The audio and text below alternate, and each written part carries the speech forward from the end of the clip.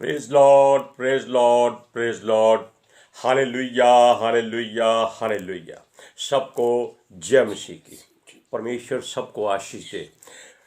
परमेश्वर, हमारा परमेश्वर जो सबका परमेश्वर है, वो कहता है कि हर बात को कल पे नहीं, आज ही पूरा करो। इंतजार मत करो। आज के सुसमाचार के लिए परमेश्वर की बेटी प्रार्थना करेगी। धन्यवाद। सबको जय मसीह की। परमेश्वर आप सबके साथ है और आप सबसे बहुत प्रेम करता है।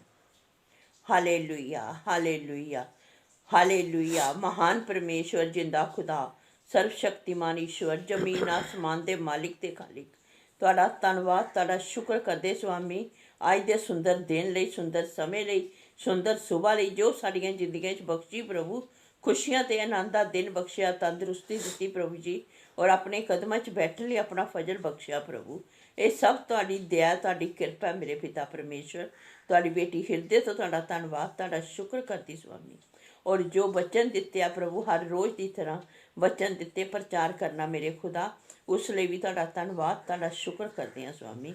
ਹੁਣ ਵਚਨ ਦੇ ਅਨੁਸਾਰ ਤੁਹਾਡੇ ਅੱਗੇ ਬੇਨਤੀ ਕਰਦੀ ਪਿਤਾ ਜੀ, ਹੁਣ ਤੁਸੀਂ ਆਪਣੇ ਵਚਨ ਦੇ ਅਨੁਸਾਰ ਸਾਡੇ ਵਿਚਕਾਰ ਆਓ। ਵਚਨ ਪੜ੍ਹਨੀ, ਪ੍ਰਚਾਰ ਕਰਨੀ, ਸਾਡਾ ਮੂੰਹ ਬਣ ਕੇ ਬੋਲੋ ਪਿਤਾ ਜੀ, ਤਾਂ ਕਿ ਤੁਹਾਡਾ ਦਿੱਤਾ ਵਚਨ ਤੁਹਾਡੀ ਇੱਛਾ ਦੇ ਮੁਤਾਬਿਕ ਮੇਰੇ ਪਿਤਾ ਪਰਮੇਸ਼ਵਰ ਦੁਨੀਆ ਦੀ ਸ਼ੋਰ ਤੱਕ ਪਹੁੰਚੇ। ਤੁਹਾਡਾ ਧੰਨਵਾਦ, ਤੁਹਾਡਾ ਸ਼ੁਕਰ ਕਰਦੇ ਹਾਂ ਪਿਤਾ ਜੀ, ਪ੍ਰਾਰਥਨਾ ਸੁਣਨ ਲਈ। प्रार्थना प्रभु यीशु के समर्थी ते पवित्र नाम में मांगते, आमीन, आमीन। सुनिए, परमेश्वर की मर्जी है कि हर बात को देखो, भालो, परखो, जिसको बोलते हैं चेक करो। हालेलुया। उसको महसूस करो, आज प्रभु आपके साथ है या नहीं है। लेकिन हम इस बात का दावा करते हैं, लिख कर देने के लिए तैयार हैं कि जो परमेश्वर के पवित्र शास्त्र को छू लेता है, वो उसकी तलवार को हाथ में ले लेता है। और जो तलवार परमेश्वर ने दी हो, वो परमेश्वर अपने हाथ से, हमारे हाथ के द्वारा उसको चलाता है। और वो तलवार हम अपनी जुबान से चलाते हैं। Hallelujah, hallelujah. सुनिए, वो आज भी आपको अपने लिए तैयार करता है और बुलाता है। हालेलुया। हमने पहले बताया था कि प्रभु परमेश्वर ना तो बीते कल की बात करता है, ना आने वाले कल की बात करता है। वो दोनों उसके हाथ में है, यानी कि जीवन और मृत्यु। जीवन, बच्चा पैदा हो जाता है, वो समय बीत चुका है। अब आने वाला काल जब उसकी मृत्यु है, वो नहीं जानना चाहिए। वो दोनों उसके हाथ में है। इसलिए वो कहता है, आज का दिन परमेश्वर ने मनुष्यों को दिया है कि आज के दिन ही वो सारी कुछ बातें करे, सोचे, समझे, देखे, भाले। अपना नहीं, परमेश्वर का धन्यवाद करे, उसके लिए सब कुछ करे। आज की चिंता ना करो, लेकिन हम हमेशा आज की चिंता करते हैं, कल की नहीं सोचते। गलत हो गया? नहीं, हमने ठीक कहा। कल की क्यों नहीं सोचते? कल, क्योंकि हम आज ही सोच लेते हैं कि कल क्या करना है। धान इकट्ठा कर लेते हैं, लेकिन कल कभी आया ही नहीं, कभी नहीं आएगा। सुनिए, ना ही वो आ सकता है जो बीत चुका है, ना ही आने वाले को हम पकड़ सकते हैं। हालेलुया। सुनिए, हमारा प्रभु यीशु मसीह की बात बताते हैं। रात में किसी के आने की आहट पाता है, उसको तो मालूम है कि मनुष्य हर काम, बुरा काम या अच्छा काम कोशिश करता है कि लोगों को मालूम ना हो। सच्ची बात है, लेकिन परमेश्वर सब कुछ जानता है। रात के अंधेरे में फरीसियों का एक यहूदियों का सरदार जिसका नाम निकोदेमुस था, वो मिलने के लिए छुप के आया। अरे भाई, छुपने की क्या जरूरत है? लेकिन सच्ची बात यह है कि बुरे काम करने वाले, बुरी सोच वाले समाज से डरते हैं, परमेश्वर से नहीं डरते। वो यीशु को मिलने के लिए आया और उससे आते ही एक बात खास तौर पर कही, हे प्रभु, हम जानते हैं तू परमेश्वर की ओर से गुरु होकर आया है। बीते समय की बात उसको याद दिलाता है, जबकि वो है, था और आने वाला है। हालेलुया। निकोदेमुस ने उससे कहा कि जो काम यीशु मसीह तू करता है वो परमेश्वर की मर्जी के बिना नहीं हो सकते। कितनी सच्ची बात कही उसने। उसने ये नहीं कहा कि प्रभु यीशु तू आज भी वही परमेश्वर का रूप है जो कल था, जो कल आने वाला है। लेकिन वो संसारिक मनुष्य था, यहूदियों का प्रधान था, याजक था, फरीसी था। फरीसी का मतलब कोई जाति नहीं होती, फरीसी का मतलब होता है जो लोग अपने आप को ज्यादा अक्लमंद, समझदार, पढ़े लिखे, मूर्ख लोग होते हैं, वो फरीसी कहलाते हैं।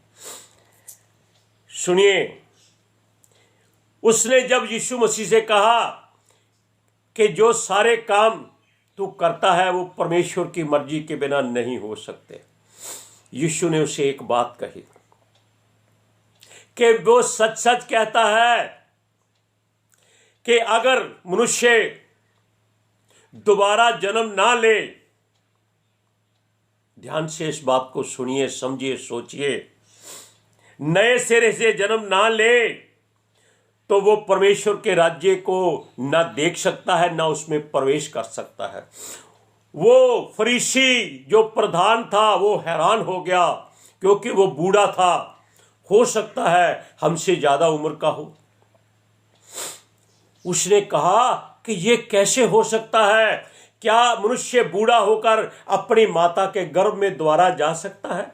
यहां क्या उसने कहा?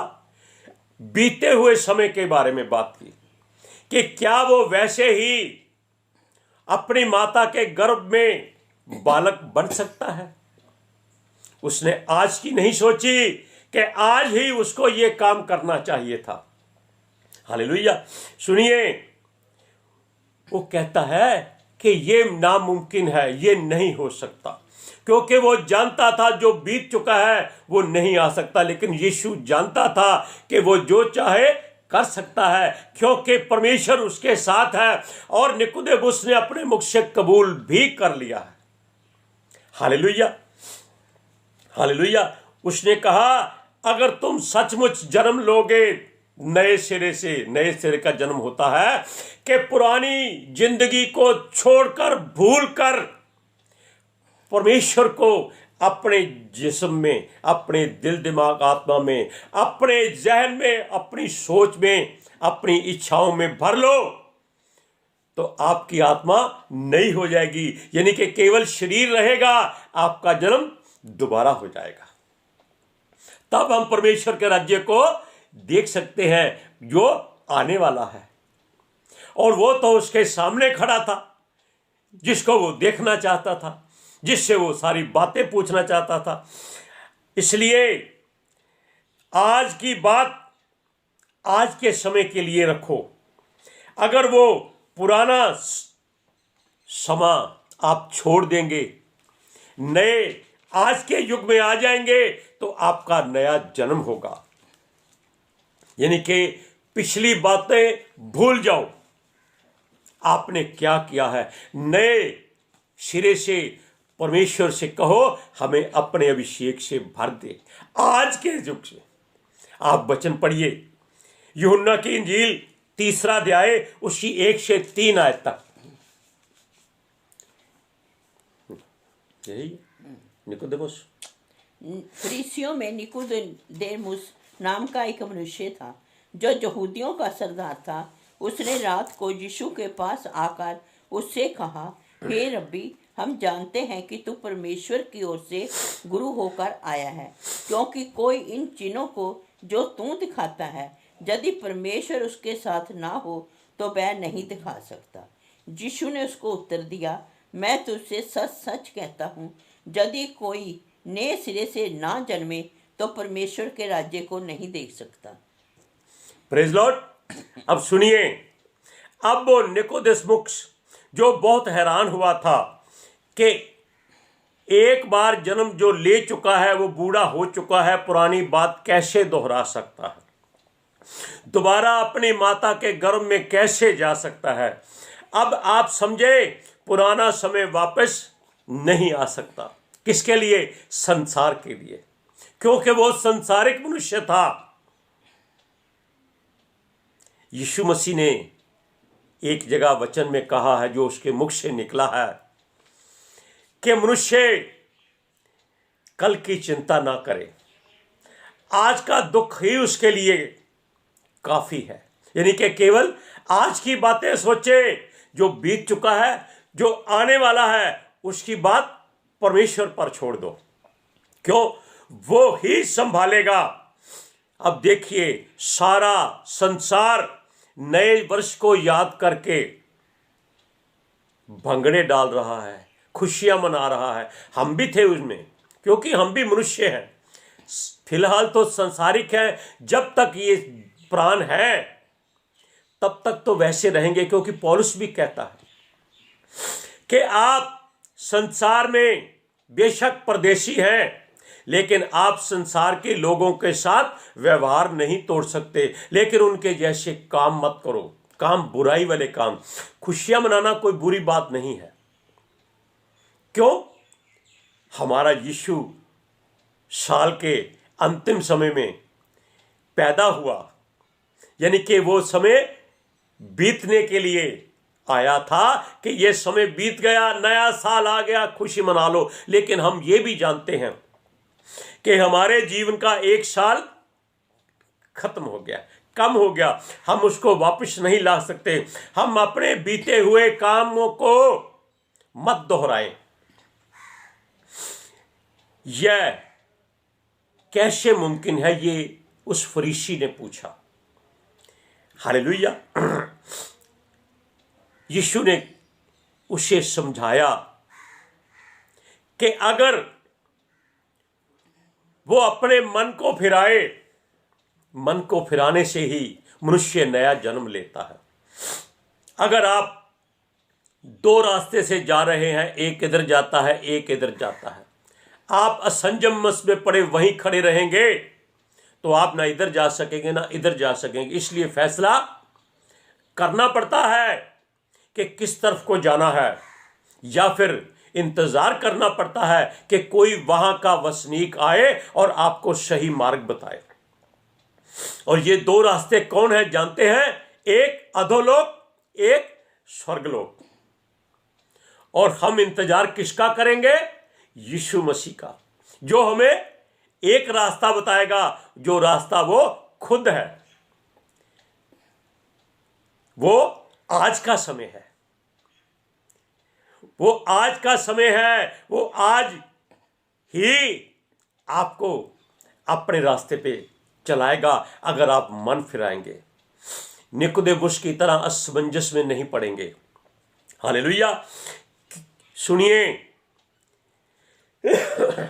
जब वो सोचता है कि मनुष्य बालक बनकर फिर वैसी अटखेलियां करेगा, उसके मन में कौतूहल जागा। लेकिन यीशु ने समझाया कि ऐसे नहीं, तुम्हें नए सिरे से जन्म लेना है। वो जन्म लेने का अर्थ है कि तुमको पुराना जीवन छोड़ना है, प्रभु यीशु के नाम का पानी से बपतिस्मा लेकर बाहर नए सिरे से आना है। पुरानी बातें पानी में उतर जाती है। हालेलुया। आप पढ़िए यूहन्ना की इंजील 3 अध्याय उसकी 4 आयत में क्या लिखा है। निकोदेमुस ने उससे कहा, मनुष्य जब बूढ़ा हो गया तो कैसे जन्म ले सकता है? क्या वह अपनी माता के गर्भ में दूसरी बार प्रवेश करके जन्म ले सकता है? हालेलुया। पढ़ना है ना। ये बात बड़ी सोचने वाली थी उसके लिए, लेकिन प्रभु ने उसको अच्छे तरीके से समझा दिया। सुनिए, आज अगर हम चाहते हैं कि हमारा भविष्य काल अच्छा हो, आने वाला समय अच्छा हो, इस बात को और भी गौर से, ध्यान से समझने की कोशिश करें। हम फलदार पेड़ बनना, यानी कि हमें परमेश्वर के फलों से अपने आप को भरना है, उसके वचन के बीज को अपने हृदय में बोना है और फलदार बनना है। उसके लिए हमें अपने आप को परमेश्वर के ऊपर निर्भर करना है। वो कैसे? अगर हम पेड़ हैं, मनुष्य को बाइबल में, पवित्र शास्त्र में पेड़ की संज्ञा दी गई है, दरख्त, वृक्ष। और पेड़ फलदार होता है जो अपने फलों से पहचाना जाता है।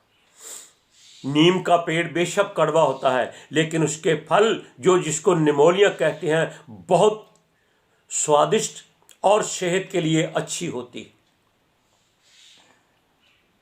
सेब का पेड़, सेब सबसे अच्छी बात है, ताकत की बात है। अब सुनिए, हमें उसके लिए मेहनत करनी होगी, क्योंकि हम बढ़ चुके हैं, धरती को घेरे हुए हैं। आने वाले समय की नहीं सोचते, केवल आज की सोचते हैं कि जो होगा देखा जाएगा। ऐसे लोग भी हैं। किसी के घर में एक अंजीर का पेड़ था। वो 3 साल से, जब वो फलदार होने का समय हो चुका था, उसमें फल ढूंढने आता था, पर वो फल नहीं पाता था।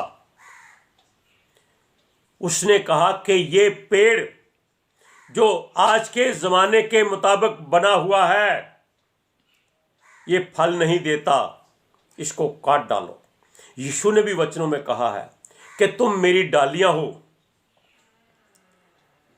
डालियां हो, और जो डाली नहीं फलती वो उसको काट डालता है, जो फलती है वो उसको छांटता है, यानी कि उसमें से सूखी सूखी झाड़ियां, डालियां काट देता है ताकि वो और फले। उसने अपने सेवक से कहा कि इस पेड़ को काट डालो, इसका समय बीत चुका है। ये आज के जमाने के लोगों के मुताबिक घमंडी सा है। लेकिन सेवक ने क्या कहा कि स्वामी, मैं इसको खोदकर, जड़ को खोदकर, चारों तरफ मिट्टी डाल के, खाद डाल के इसको फिर तैयार करता हूं। वो क्या खाद है? हम लोग जिसको बताते हैं, हर रोज आपको बोलते हैं, ये वचन की खाद है, जिसको हम हर रोज हर पेड़ के आसपास खुदाई करके भरते हैं कि वो पेड़ आने वाले समय में फलदार हो जाए। आप जानते हैं कि यीशु किसी पेड़ के पास गया था, उसमें केवल उसने पत्ते देखे थे, फल नहीं देखा था। उसने क्या कहा? तेरा फल आज के बाद कभी कोई ना खाए। जब फल था ही नहीं तो कौन खाएगा? वो पेड़ सूख गया। जब सेवक ने कहा कि स्वामी 1 वर्ष और देख ले, 1 वर्ष हमारा बीत चुका है, समय शुरू हो चुका है, अब हमको फलदार बनना है। उसने कहा अगर ये इस साल फल ना लाए, इसको काट डालना। ये आने वाले समय की परमेश्वर की ओर से आपको चेतावनी है कि अपने आसपास खुदाई करो, बुरी मिट्टी को निकाल दो, अच्छी खाद, वचनों की खाद, यीशु का लहू, परमेश्वर का अभिषेक का तेल, परमेश्वर के चेहरे का प्रकाश उस पर डालो, पितर आत्मा जी की हजूरी को महसूस करो। आप आज इस साल में फलदार रहेंगे, और जब यीशु आएगा आपसे लज्जित नहीं होगा, उसको खाने के लिए फल मिलेगा, वो आपको स्वर्ग में ले जाएगा। आप पढ़िए लूका की अंजील 13 अध्याय उसकी 6 से 9 आयत तक। फिर उसने ये दृष्टांत भी कहा, किसी के अंगूर की बारी में एक अंजीर का पेड़ लगा हुआ था। वह उसमें फल ढूंढने आया परंतु ना पाया। तब उसने बारिश के रखवाले से कहा, देख 3 वर्ष से मैं इस अंजीर के पेड़ में फल ढूंढने आता हूँ परंतु नहीं पाता।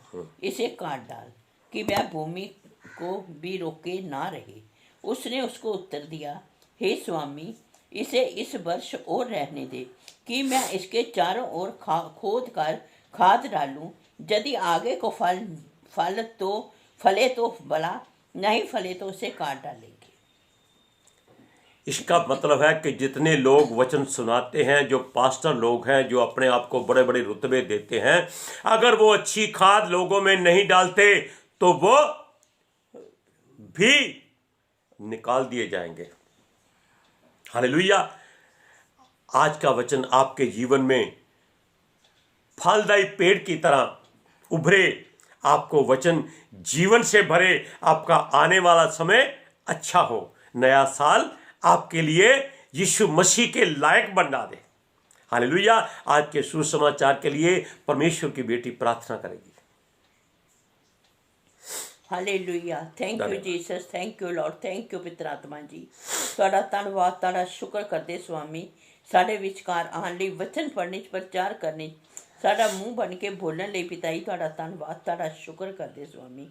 ਸੱਚਮੁੱਚ ਖੁਦਾ ਤੁਹਾਡਾ ਦਿੱਤਾ ਵਚਨ ਤੁਹਾਡੀ ਇੱਛਾ ਦੇ ਮੁਤਾਬਿਕ ਪਿਤਾ ਪਰਮੇਸ਼ਵਰ ਦੁਨੀਆ ਦੀ ਸ਼ੋਰ ਤੱਕ ਪਹੁੰਚੇ, ਲੋਕ ਸੁਣਨ ਔਰ ਸੱਚਾਈ ਨੂੰ ਜਾਣਨ ਔਰ ਸੱਚਾਈ ਉਹਨਾਂ ਨੂੰ ਆਜ਼ਾਦ ਕਰੇ ਪਿਤਾ ਜੀ। ਮੈਂ ਤੁਹਾਡਾ ਧੰਨਵਾਦ, ਤੁਹਾਡਾ ਸ਼ੁਕਰ ਕਰਦੀ ਹਾਂ ਸਵਾਮੀ। ਸੱਚਮੁੱਚ ਖੁਦਾ ਤੁਹਾਡੇ ਸਭ ਬੱਚੇ ਤੁਹਾਡੇ ਅਨੁਗ੍ਰਹਿ ਵਿੱਚ ਬਣੇ ਰਹਿਣ। आमीन। हालेलुया। Praise Lord. सबको जय मसीह की।